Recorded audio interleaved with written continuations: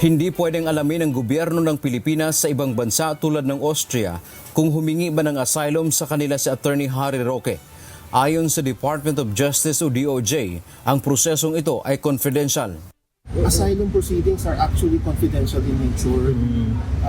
That is why also here in the DOJ, when we are asked questions about whether a particular individual is applying for asylum, we do not confirm nor deny. Inihayag ni Roque na humingi siya ng asylum sa the Netherlands pero batay anya sa rules ang bansang nagbigay ng visa papasok sa Europa ang magproseso nito. Anya, ang Austria ang nagkaloob sa kanya ng visa. Sa kanyang social media, inamin din ni Roque na pupunta sana siya ng Austria noong isang araw ngunit hindi pumayag ang kanyang doktor dahil may tatapusin pang prosesong medical matapos siyang maoperahan.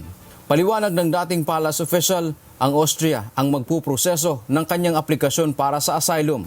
Tama naman po ang ginawa ko na dito ako nag-apply ng asylum. Dahil unang-una, hindi ko naman po alam talaga yung dubbing rules. Pangalawa, dahil dito po ako inabutan ng anunsyo ng gobyerno na ipapakancel ang aking passport, dito po ako nag-apply sa Netherlands. Tiwala naman ang DOJ na pag-aaralan ng Austria ang aplikasyon ni Roque.